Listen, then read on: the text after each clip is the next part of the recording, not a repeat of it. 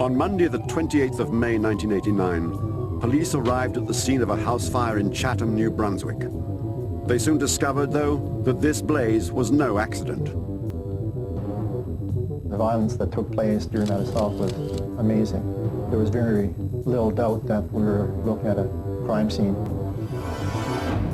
Just one man basically was holding this whole province hostage. In one of the largest manhunts in Canadian history, along with the police, others also chronicled the investigation, on film, on paper, and on tape.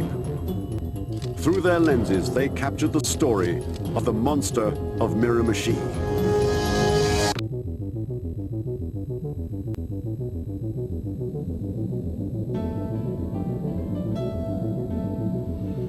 In the spring of 1989, residents went about their daily routines in Chatham, New Brunswick. Located on the Miramichi River, Chatham sits in a region of Atlantic Canada renowned for its natural beauty and its strong sense of community. The Miramichi is a very placid, beautiful part of the world. This is a part of the world where people don't normally lock their doors. You leave your keys in your car in your driveway. It's a community really for a long time that had lived with sort of unlocked doors and fairly secure in their homes. But in 1989, that sense of security came under attack when a series of horrendous crimes unleashed an unprecedented wave of terror. It was a time that I hope to God is never duplicated in our lifetime again. On Sunday, the 28th of May, the day was winding down for Annie and Nina Flam. The two elderly sisters-in-law lived in adjoining duplex flats attached to a small grocery store in Chatham that Annie had run for 50 years. And we all knew the Flams. I mean, they were a long history here in the Miramichi, very well-respected people. Annie was sort of everyone's great aunt. If you asked people about Annie Flam's store, it was, yeah, I remember going in there when I was a kid. Around 11 p.m., neighbors saw Annie locking up the store. Upstairs, the lights were on as her sister-in-law Nina read in bed. Both women were unaware that a third person had just entered their home. Several hours later, a resident walking along the dark streets saw a fire raging upstairs as he approached the Flam's door.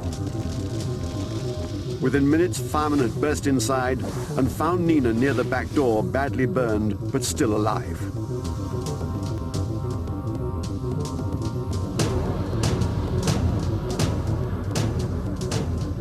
Then it became very obvious it wasn't a fire, it was a fire to cover up a crime. She had been beaten quite severely. Absolutely remarkable that she lived, given the beating that she had gone through. Nina was rushed to hospital while firefighters battled the flames and searched for Annie. With indications of a possible assault, police were summoned to the scene. Arriving early that morning were Dan Chasson and Ronald Godin, two forensic experts from nearby Bathurst. The scene was completely secured, roped off as such. The center of the roof was completely burned out. There was still the smell of burning, of burnt material in the air and so forth. The two men entered, looking for evidence of a crime. Burn patterns near the staircase suggested arson. Something very hot, something happened here, and that in your minds you're saying to yourself, that could be one of an area we'd have to really look in for a set fire. We walked up the staircase, being very careful because there was a lot of structural damage. So that whole area of the apartment was totally damaged, a lot of debris. In the upstairs bedroom was a terrible sight. Unlike Nina, Annie did not escape the inferno. We saw a piece of knee sticking out, burnt knee, but you couldn't tell it was a knee, it was like just a bone coming out through some of the ceiling tiles that had collapsed. And slowly we photographed everything inside. Then we started removing layers of debris to unbury the body. And as we were going down, we finally had the first vision, the first view of Annie laying on her bed. The heat had done an awful lot of damage. I mean, everything had burned right down to the ground, so all that was left was the spring and the bed frame. While investigators examined the scene, Nina Flam lay in hospital. Barely conscious, she struggled to speak to the police. She was able to give us some description and information as to what transpired on her side of the duplex. The previous night, Nina had been in bed when she heard the sounds of footsteps coming up the stairs outside her door. She recalls someone bursting into her bedroom, grabbing her, throwing her on the bed. The man bound Nina's hands and held a knife to her throat, demanding to know where the elderly women kept their money. After ransacking the apartment, the man then beat and sexually assaulted Nina Flam. When he's done sexually assaulting her, he tucks her into the bed, almost gently, and sets a fire and leaves. The bed had been set on fire. The closet had been set on fire. The door had been shut. She must have gone through hell.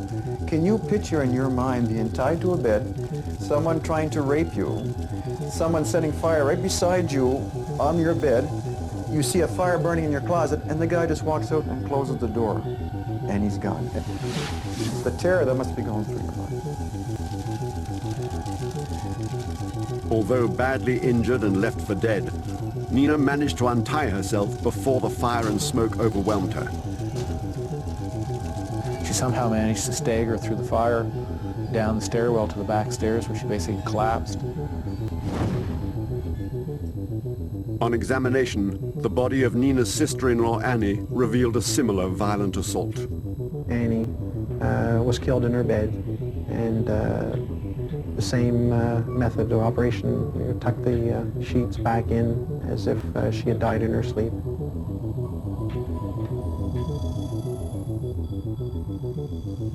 News of the violent attack came as a shock to the surrounding community.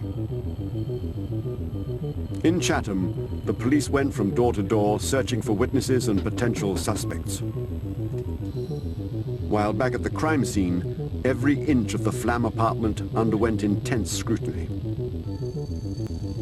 Every time we seize a piece of evidence, whether it's a hair, a fiber, a cigarette butt, a footwear impression, it's photographed. Everything that we found at the scene pointed, it was almost exactly to the way she described the scene, the way she was tied and what she was tied with, where the fire was started. Police found a hair in the bedroom, and due to the sexual assaults, semen samples were recovered. But this evidence could not yet provide them with a name. As the days passed, no arrests were made, and concern began to grow throughout the region. I don't know how to describe it really. It was a fear that gripped this whole community, not just the city of Miramichi, but the whole Miramichi watershed was certainly under threat. Adding to the fear was the fact that two known criminals were on the loose. Although no evidence tied either to the scene, one of them was well known and had murdered before in a violent fashion. If he was behind the latest attack, residents could have a serial killer in their midst. There was an expectation that if it was this particular person, that the police would probably catch him very quickly. And unfortunately, that didn't occur.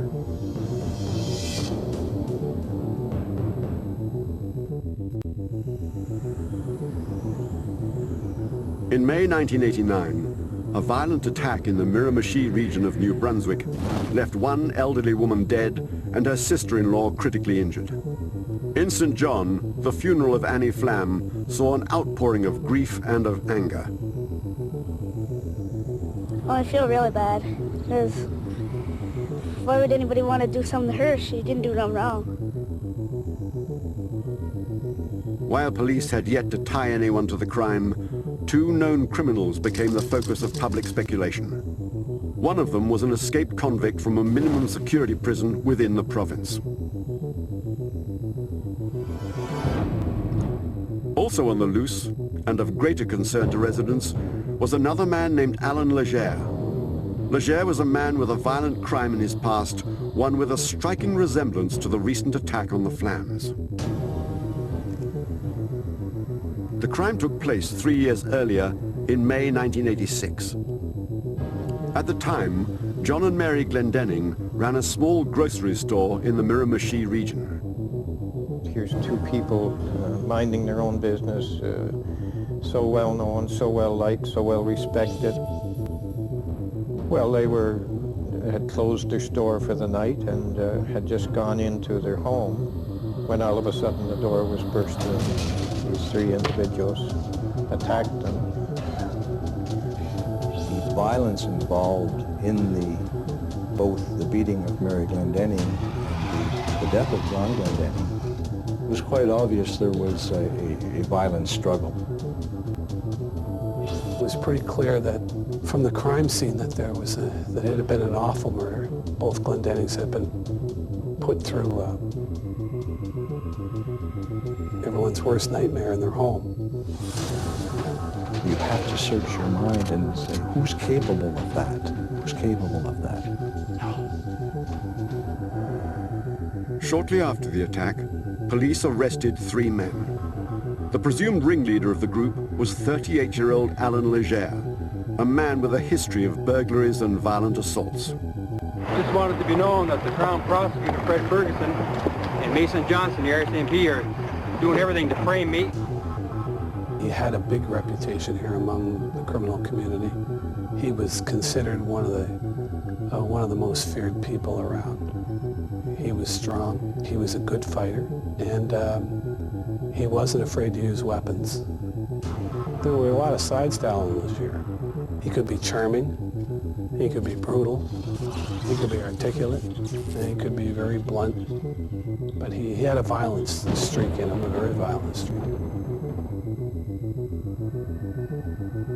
In January 1987, along with the other 2 men involved, Allan Legere was convicted of murder and sent to the Atlantic Institution in Renew.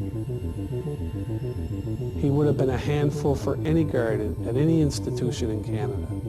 I don't blame the guards for what happened.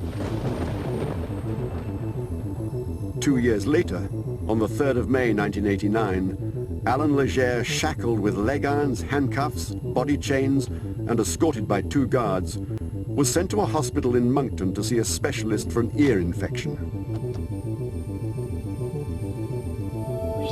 They arrived at the hospital. They went to the check-in outpatient's desk. One of the officers stood at the desk to check in and do the paperwork. Legere then said that he had to go to the washroom. To some degree, they trusted Allan Legere. This is a luxury that a guard in an institution cannot afford.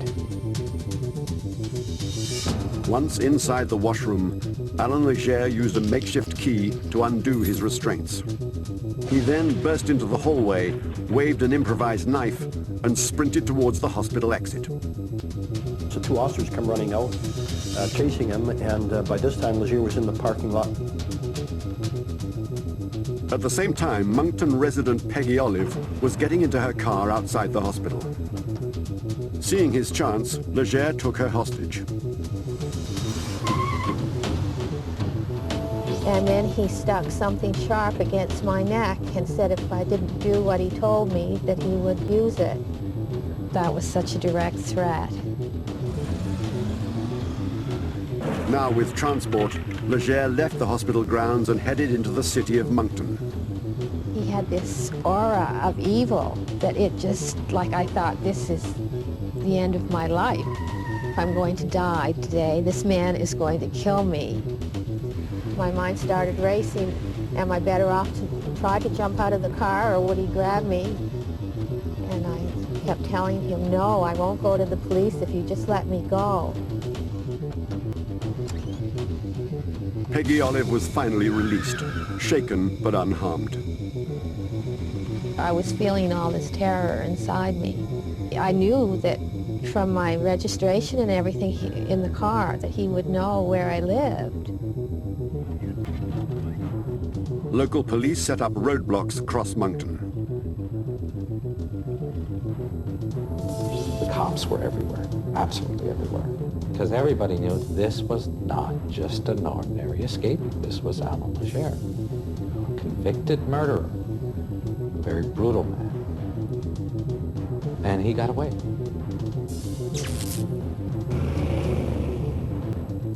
The police dragnet had failed, and for people in the Miramichi region to the north, the site of the Glendenning murder and Allan Legere's lifelong home, there was a growing unease.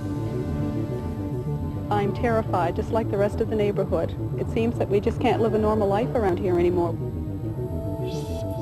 And then everybody had this question in the back of their minds, is he coming back? Is he going to come here? Most felt that he probably held a grudge against a lot of people in the community, so anyone that would have had contact with this person in the past in any a difference of opinion or anything like that were very fearful that there may be some retribution now that he had escaped. With the violent attack on Nina and Annie Flam coming just 3 weeks after Allan Legere's escape, fears of his return seemed to have been justified. People suspected that it was Allan Legere, but there was no proof that it was Allan Legere. So everyone was frightened. Now, they were frightened in a way that they didn't realize how frightened it was going to get, and that it didn't matter who you were, that you could be a target.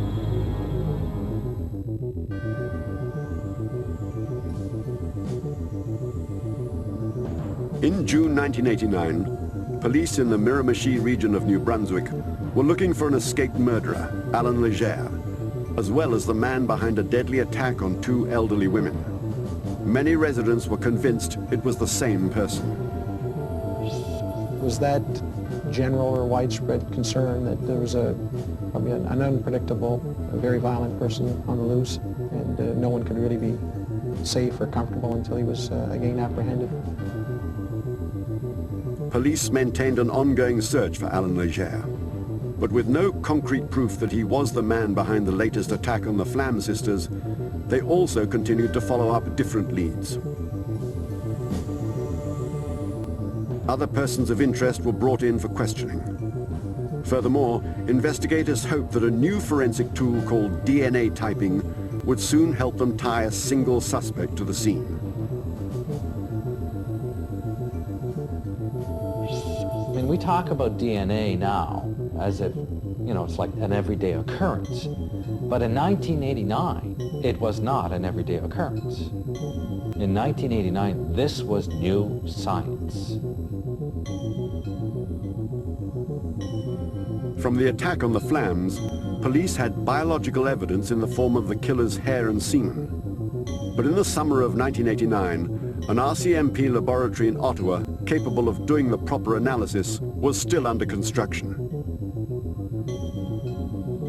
All the people that we interviewed over the summer that, had any possibility at all may be involved in the crime, we'd ask them for samples of hair or saliva or blood, anything that would, at some point in the future, if we were able to do the evidentiary analysis in a laboratory, that we would have something to compare it to. At the end of June, one escaped convict was captured and ruled out as a suspect. But Allan Legere was still on the loose, and as the summer progressed, there were still no new leads, and thankfully, no further attacks. There was a feeling in the community that things had kind of settled down and that maybe this person had left the area and gone somewhere else. So it wasn't until the next incident that happened in October that really the community became very, very afraid.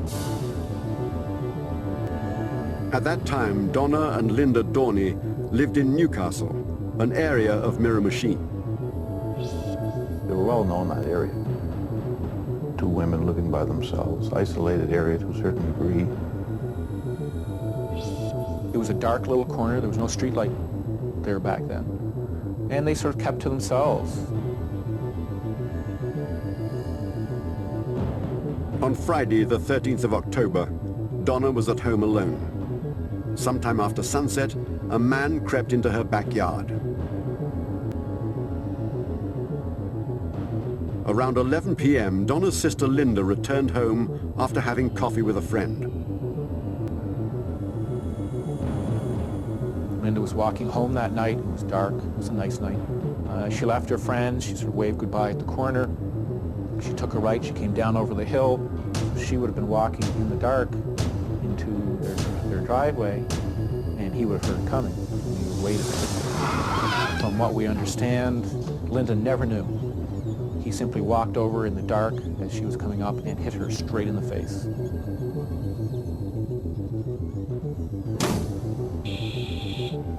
Early the following morning, firemen responded to a blaze at the Dorney home. As they got it under control, they discovered the two sisters in an upstairs bedroom, beaten and burned.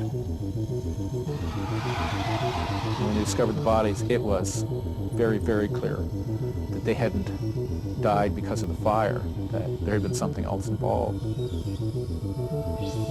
The door where one of the fires were set, it was 10 fingers.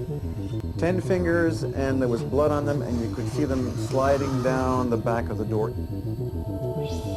We found a pair of pants that was turned inside out. We found some nylons, again with knots in it. It looked like it was ransacked.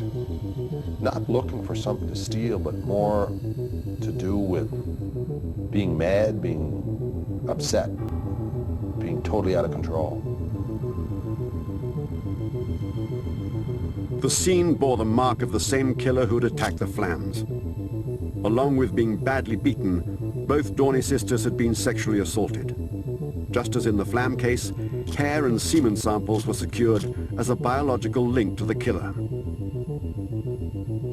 While police knocked on the doors of over 200 Newcastle homes in search of witnesses, fear spread across Miramichi. I don't walk alone at night anymore, that's for sure. Comes to my door, I have precautions. We've got a situation in Newcastle and Chatham where everybody's paranoid. Everybody's locking their doors. Everybody's buying a gun or getting a gun. It's really scary. There are a lot of unanswered questions. The big ones. Is there a serial killer on the loose? Is the same person who killed Annie Flam the one who killed the Dorney sisters? And is that person Allan Legere? There was a fear in the community that someone was harboring him, that he was intentionally harboring him. In a Newcastle town meeting, residents voiced frustration with the police, expressing a willingness to take the law into their own hands. We had one guy stand up and say, if he came near my door, I'm going to blow him away, and they can arrest me later. And he got a standing ovation. So that was the state of the community. More RCMP officers were brought in from Ottawa, including members of the heavily armed emergency response team. We had roving teams of investigators in the wooded area on both sides of the river, looking for any indication of a camp, or we had aerial surveillance passing over the area. On the 31st of October, Halloween was cancelled on the Miramichi. While residents kept their children off the streets, the new forensic tool police had been waiting for finally became available. The RCMP lab in Ottawa was ready to start DNA testing. Hair and semen samples from the attacks were sent in along with biological samples from people interviewed over the summer. Included was a hair sample belonging to Allan Legere, obtained from an earlier conviction. By early November, Chief Scientific Officer John Bowen confirmed what residents in the Miramichi region had suspected for months. From the 9 flam semen sample, as well as from Linda Doney, I had a very strong reaction in terms of a good profile was developed from that. So from both of those, we actually knew that Allan Legere was a perpetrator. But before police got a chance to go public with their new evidence, the killer struck again. This time in a way designed to turn widespread fear into outright panic. I believe firmly that every one of these killings that took place was coldly calculated, planned, and executed to provide maximum psychological impact. So he's a killing machine. And, you know, we have to catch him because, I mean, the body count is going to get worse. And it did get worse.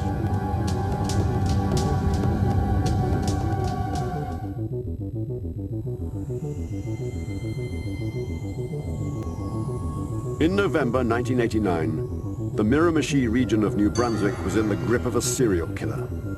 2 brutal attacks had left 3 people dead. The prime suspect was escaped murderer Allan Legere. Things started to fall apart, that in essence he's created a hunting ground and we're it.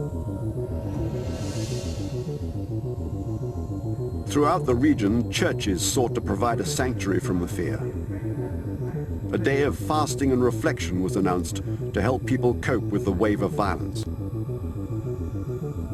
People were scared. They were, I mean, everybody was the lost sheep.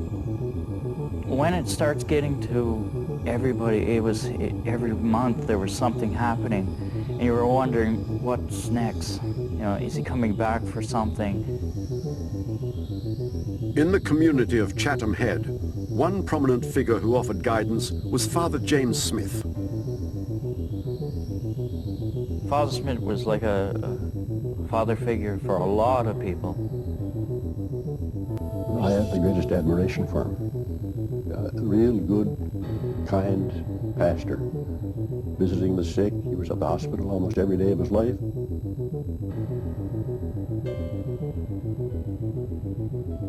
On the 16th of November, the evening mass in Chatham Head was scheduled for 7 p.m. The congregation waited for their priest, known for his punctuality. But with no Father Smith by 7:15, 2 parishioners decided to walk over to the rectory next door. What they saw in the kitchen made them both recoil in horror.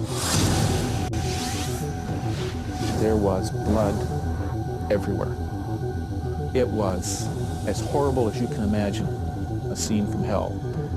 What seems very clear is that it became a torture chamber, the kitchen. Within minutes, police were on the scene. Things were turned over. A lot of impact staining along the wall at floor level, which is consistent to a person being beaten. In the rectory office, Father Smith lay dead near a wall safe. Maybe he tried to beat the combination out of him. We'll never know. But Father Smith was in some bad shape. He had broken ribs on both sides. I mean, the rib cage completely broken. What happened was it would indicate that somebody jumped on the body, the chest area, with great force to break those ribs off. You know, terrible, terrible, terrible scene. The loss that I received was terrible. Part of me died. It's the same feeling as I can't tell.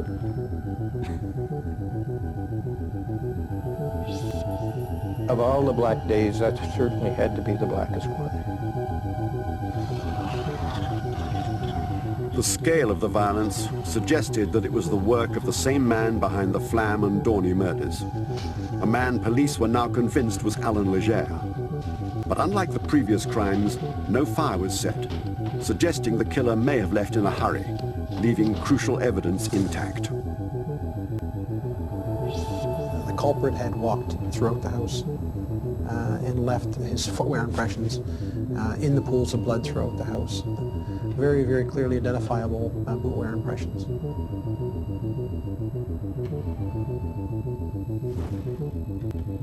Within hours, Father Smith's car was found at a motel in the area. Nearby, police discovered a pair of work boots that matched the impressions in the rectory, but there was no trace of the man who had worn them.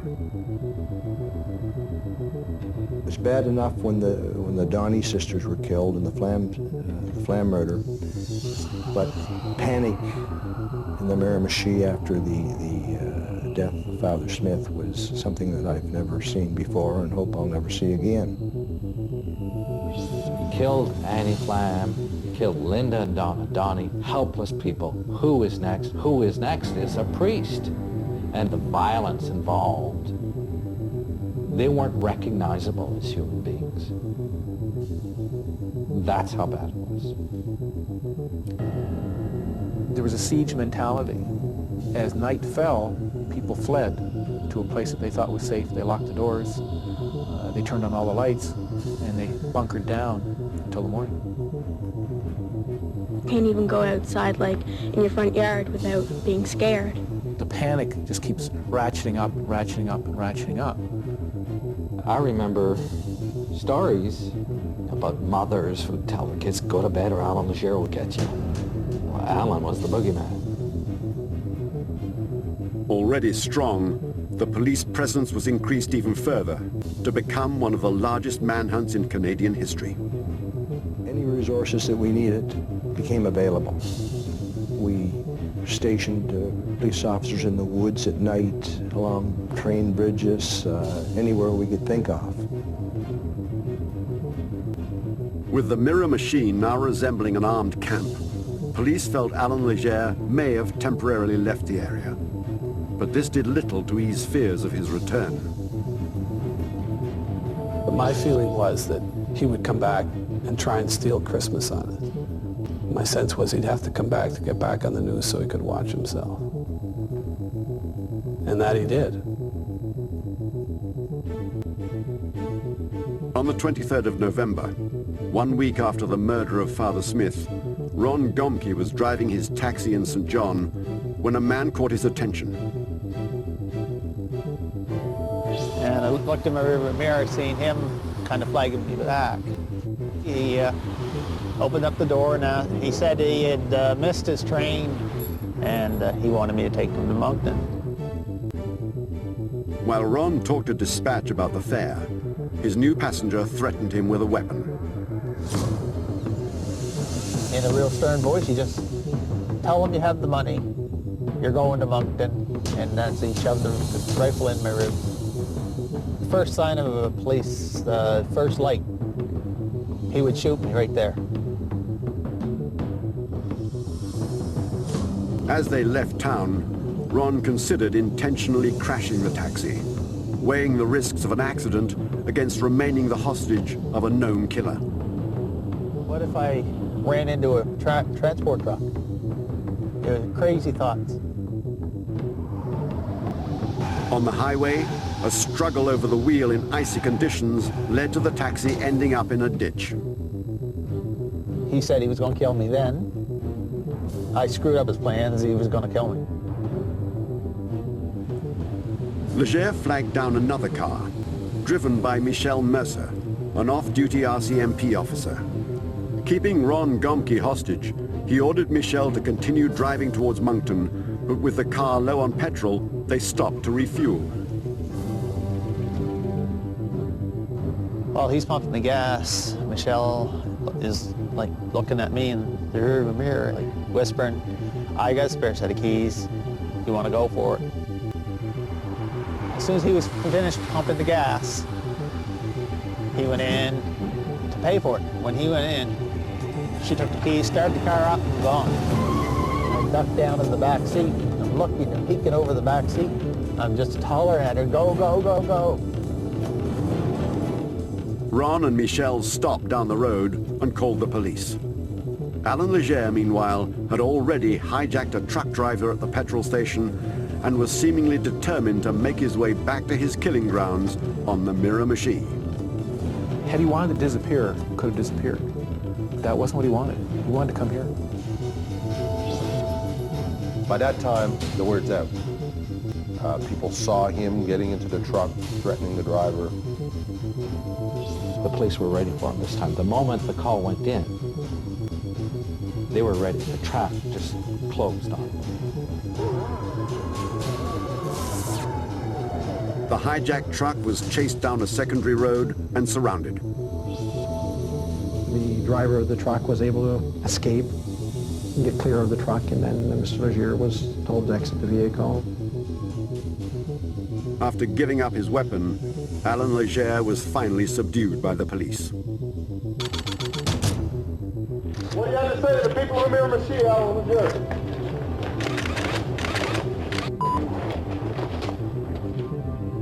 With Canada's most wanted man now in custody, relief swept through the Miramichi region. I think the sun came out that day all over the Miramichi. It just like a load was lifted off of everyone's shoulders. It took us most of the day to get a picture of him. Everyone's screaming for this guy's photo. We finally get the photo. The reporter brings it back. I take one look at it and I went, I wouldn't have recognized him if he passed me on the street. Legere had lost like 40 pounds by hiding in the woods for a couple of months. They found a camp after he was captured, very well hidden. I think he was up in the trees, and that's where he was. For now, there is joy on the Miramichi because their nightmare is over. With Allan Legere in custody, police focused on assembling the evidence against him. While his previous murder sentence ensured he would be returned to jail, proving his guilt in the more recent crimes would be a challenge. Now that we have him under arrest, we have him behind bars, the true test comes. Are they going to convict this person or not?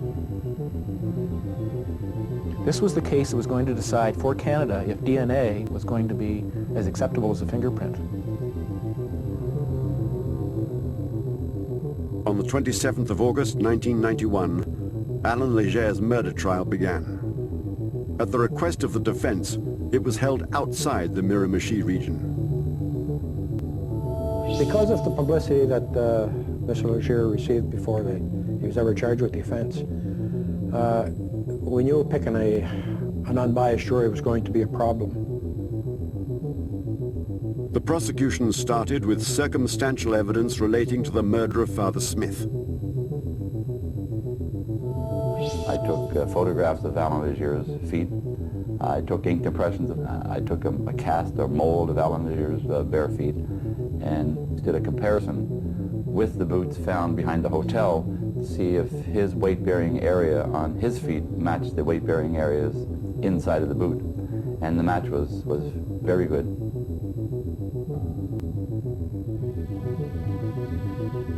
With Allan Legere's feet tied to the crime scene in Father Smith's rectory, the prosecution moved on to the biological evidence from the Flam and Dorney murders. Expert witnesses provided an overview of the new science of DNA, explaining that no two individuals have the same profile. Trying to get across to the jury, that was one of the jobs, to try and get it from their level of expertise to the ordinary man's level, which was easy enough because we were ordinary men. Enlarged X-rays of Allan Legere's DNA were shown in court and demonstrated to be identical to DNA drawn from semen and hair samples found at the two crime scenes. I think the best profile which I obtained from Linda Donnie, the evidence was that in the Caucasian population, 1 in 310 million people would have that profile. I'm quite certain that the DNA evidence was never understood by the jury. So they basically just took the opinion as evidence of the expert witnesses. It's only one chance in 300 million. Somebody other than Mr. Legere did it. Then, I mean, they don't need any more evidence than that.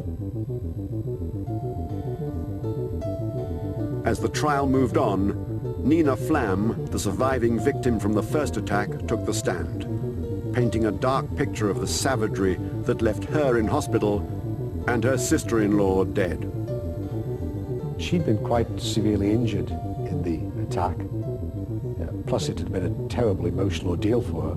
I mean, she was the victim of an assault and her sister was murdered. And watching her giving evidence was very moving. I mean, it takes an awful lot of guts to get up and talk about that sort of thing in court. It was just very moving.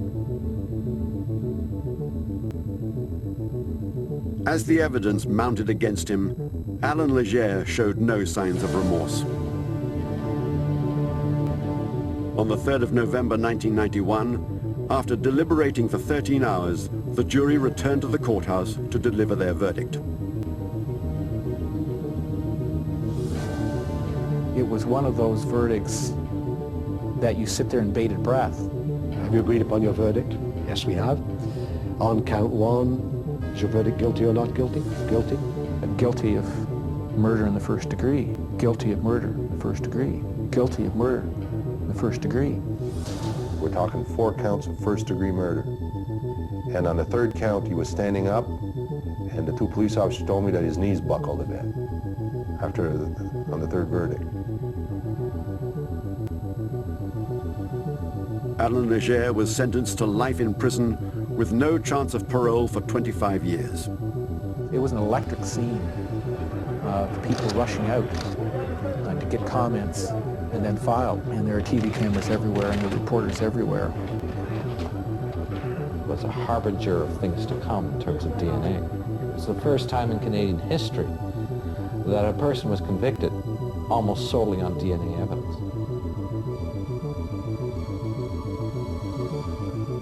But back then, for people living along the Miramichi River, a forensic breakthrough and a guilty verdict only went so far to heal the wounds left from a violent reign of terror with scars that remain to this day. There's lessons to be learned, and we should never forget, I guess, completely. But it was a time that there were damage done, psychological damage done to people here in the Miramichi that will probably never heal. We're never going to lose the effects of that completely. I know I never will. We probably are not the same happy-go-lucky people that we once were. Still known today as the monster of the Miramichi, Allan Legere remains in a high-security special handling unit in Quebec, allowed out of his cell for only 1 hour a day. I said it before, I'll say it again. Somebody asked me, what do you think he's doing? In jail there right now. And what he's doing, he's planning his next escape. No question. Give him a chance, he will. And I'll tell you something. If he does, he's coming back here. I know that Correctional Service of Canada is keeping him under very close watch. Although Allan Legere is eligible for parole in 2016, the permanent threat he poses to society, having committed 4 brutal murders in 3 different time frames, makes it unlikely that he will ever be released. I would suggest if Allan Legere comes up for parole, he'd better get a big room, because I think there will be an awful mass of people from the Miramichi there to tell their side of the victim side of the story. It's probably the most challenging case of all my career. And to see it come to a fruitful conclusion, I think was probably the most satisfaction a person could have.